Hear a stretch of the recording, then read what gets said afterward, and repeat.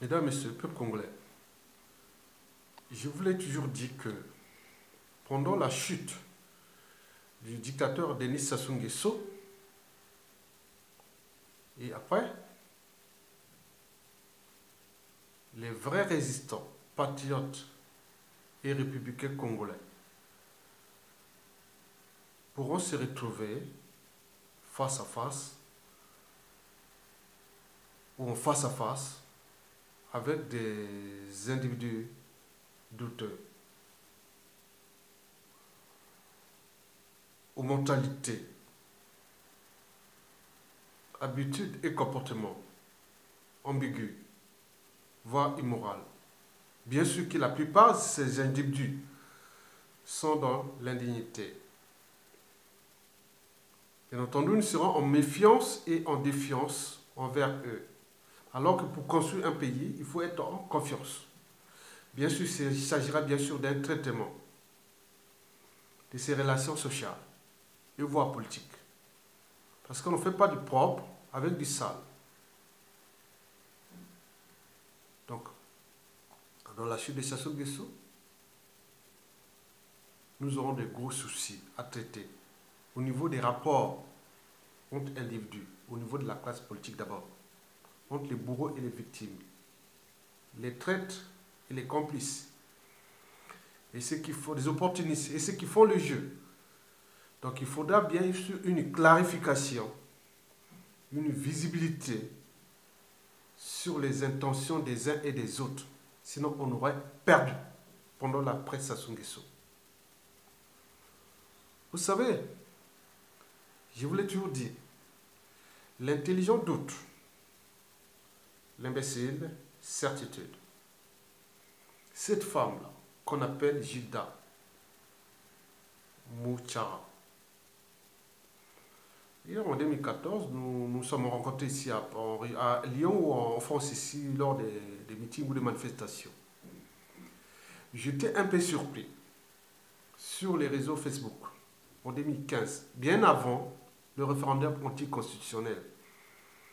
J'avais vu sa réaction un peu ambiguë suite à mon post que je parlais déjà mal de ce problème de Sassou qui est en train de tout détruire, on a dit, contre le coup d'État constitutionnel. Mais il me semble qu'elle avait pris la partie du régime. Déjà en 2015, en été 2015, on était avant le référendum. Et c'est suite à ce malentendu que j'avais bloqué l'amitié avec cette femme-là qui, par le parler, par le fond et autres, on appréciait. Parce que ici, ce n'est pas le fait d'être intelligent ou avoir la volonté autre, mais c'est d'abord au niveau de l'éthique, de la moralité, des convictions,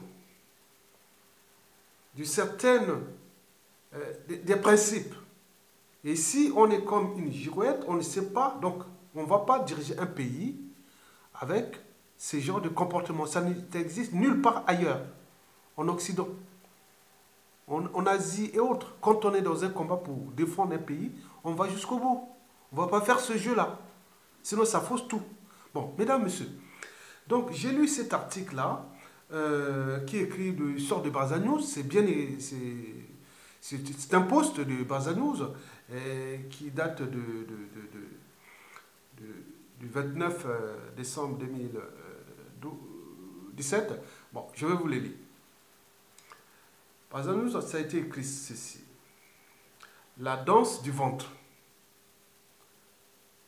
de soi-disant intellectuels et politiques congolais.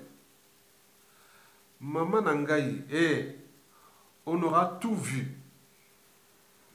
Pousse Ungiri en vue. Ça va se voir. Toujours est-il que la rupture dévoile le vrai visage des uns et des autres. Une autre destinée d'Ukaga. Donc Gilda Mouchaka devient une autre destinée d'Ukaga. Et pourquoi? Parce qu'elle a envoyé son post sur dans Facebook Ça doit être Facebook ou Twitter, je ne sais pas, bon, bref. Je pense que c'est en Twitter. Elle a écrit ceci. Parce que je vous informe que dans une dictature, il n'y a pas d'opposition.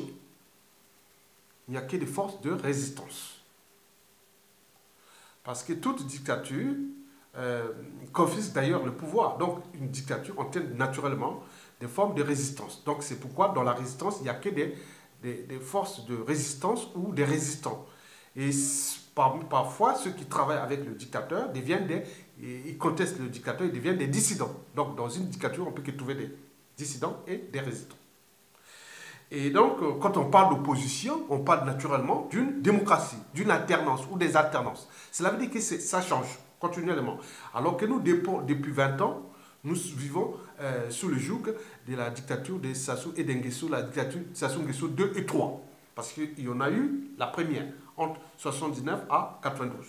Et là, nous sommes passés de la 97 à 2018, arrivant avec la dictature Sassou Nguesso 2 et 3, avec la nouvelle république ainsi instituée au sein de la constitution la plus antisociale et la plus criminogène existante au monde. Donc, le monsieur Tchati Mabiala a été nommé. C'est vraiment une nomination. Il n'y a pas d'opposition. Donc, opposition et régime politique et tyrannie, c'est pareil. Il n'y a pas d'opposition. Donc, je vais vous lire un peu ce qui est écrit sur ces posts. Excusez-moi.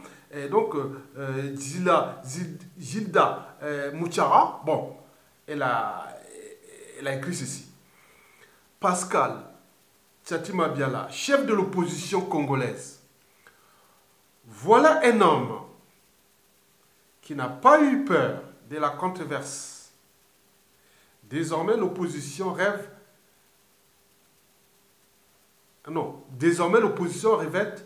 un visage responsable. Tchati Mabiala, visage responsable. Bon. Donc, on voit les niveaux d'intellectualité, de conscience et de tout ça de cette femme qui, au niveau élocution et langage, c'est bon à l'entendre. Mais là, on voit que comment un régime politique antisocial et criminogène a déclassé l'individu. Tout intellectuel congolais ou politicien congolais au Congo est devenu très bas. La cognition très basse parce que les gens n'agitent plus leurs neurones pour suturer, organiser et voire manager la contestation. Donc, ils se soumettent.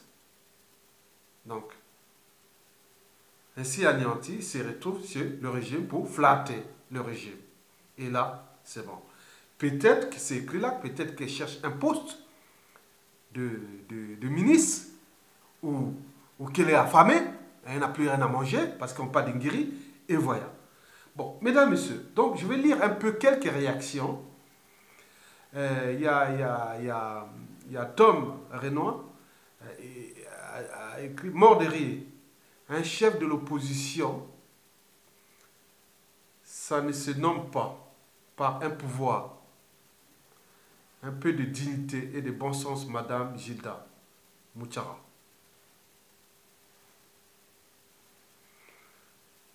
Un autre a écrit, Manuela Bouela. C'est une fête femme qui cherche à intégrer. C'est en fait une femme qui cherche à intégrer le pouvoir dictatorial de Brazzaville depuis bien longtemps. Bravo. Le temps nous permet de démasquer ce qui tue les Congolais à distance. L'histoire est en train de s'éclaircir au Congo. Bravo, madame ou monsieur. Il y a un autre qui a écrit, il s'appelle Armel Mel, il a écrit « Chef de l'opposition nommé par le pouvoir. Laissez nourrir. Qui plus est ce monsieur qui a ordonné les tirs d'obus sur les populations civiles des quartiers nord de Brazzaville lors de son court passage au ministère de la Défense, sous l'Issuba. Calcul politique quand tu nous tiens. Et il y a un autre qui a écrit, il s'appelle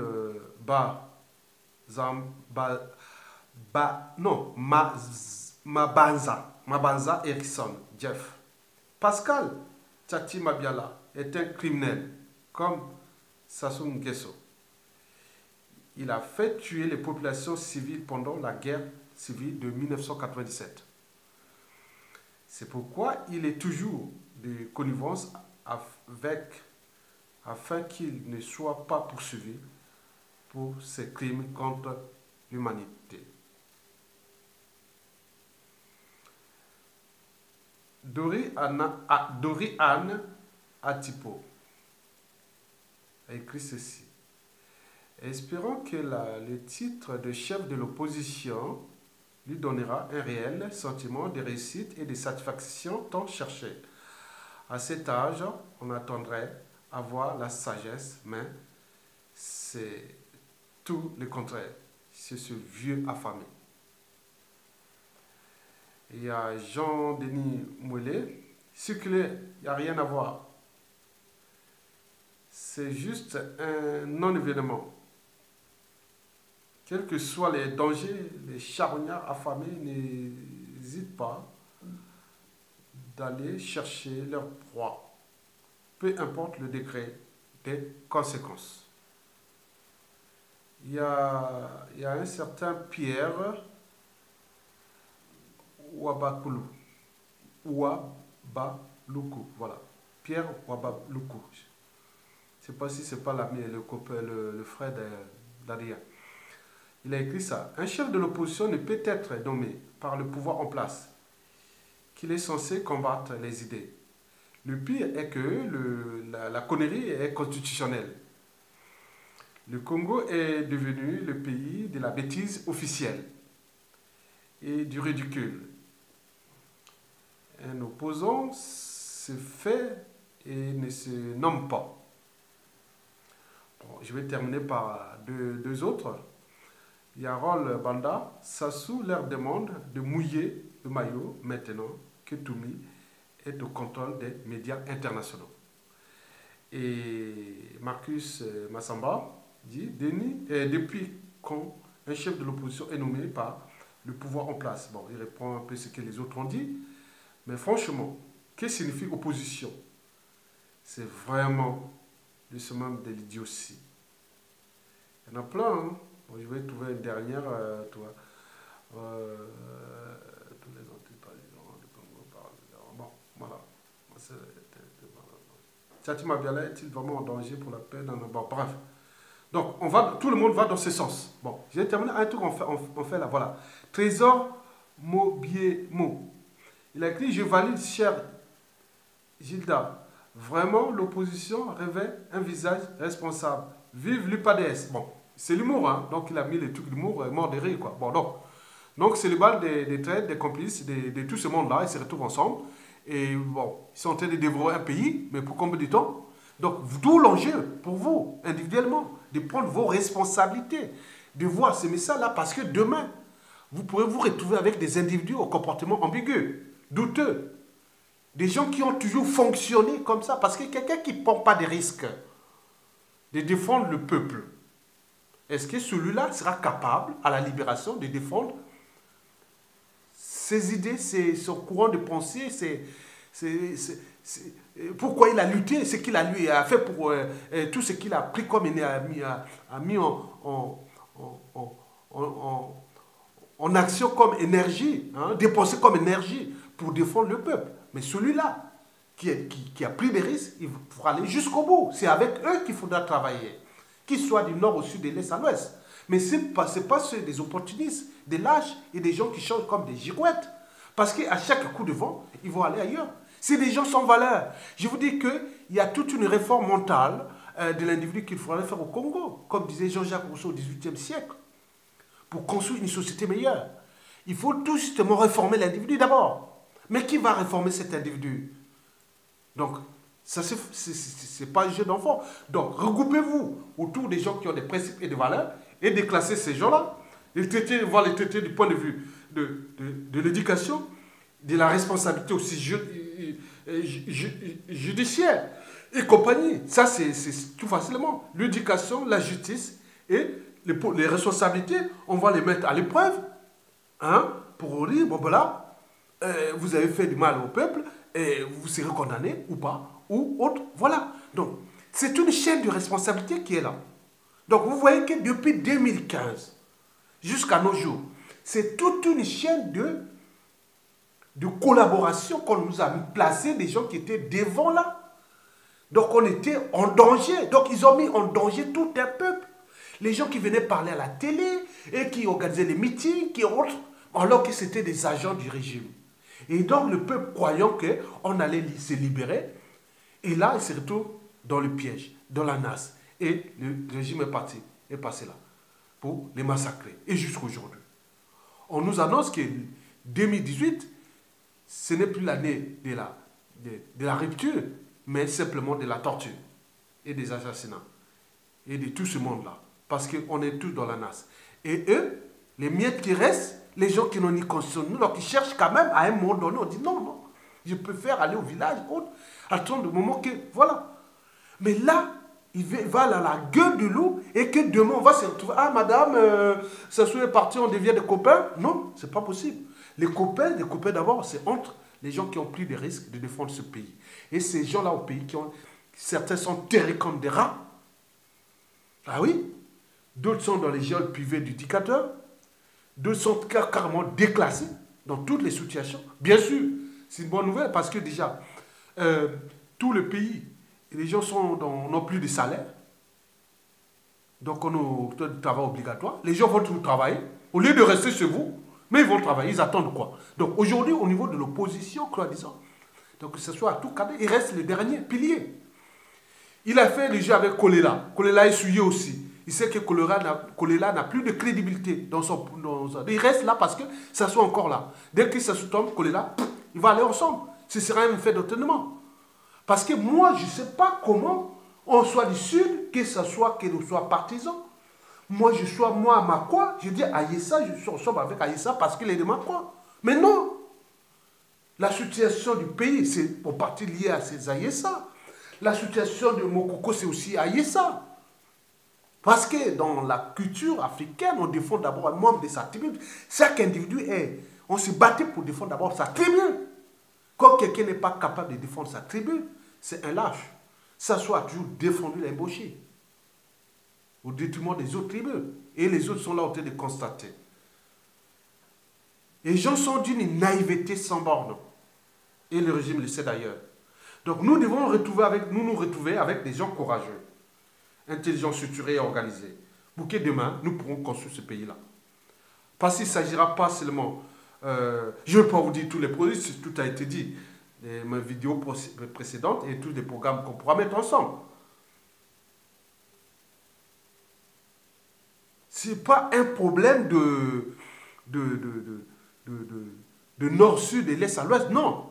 Demain, ce sera le problème simplement de l'individu qui est ensemble pour reconstruire le pays et punir sous ces gens-là. Il faudra punir, ça c'est sûr et certain. Il n'y a pas de lavement de mains, il n'y a pas de paix. Non, on ne pourra pas faire ça. Arrêtez de parler de paix. La paix, d'abord, il faut juger, il faut condamner. Si votre nom est cité dans ce cadre judiciaire, réglementaire et institutionnel qui sera mis en place immédiatement, bon, il faut vraiment que, si votre nom est cité, vous allez, monsieur, démissionner. Si vous faites vos forces par là et vous prenez encore le double de la peine. Donc, il faudra vraiment traiter ça. Il faut traiter ça. Parce que ce genre de comportement, ils ne savent même pas que derrière, il y a des vies. On tue, on brutalise, on décivile. On a rendu le Congo est devenu très bas. Mais ils continuent à faire le jeu là. Donc, je vous ai dit que cette femme-là, je l'ai appelée son compte en 2015. C'était en été, je me rappelle bien.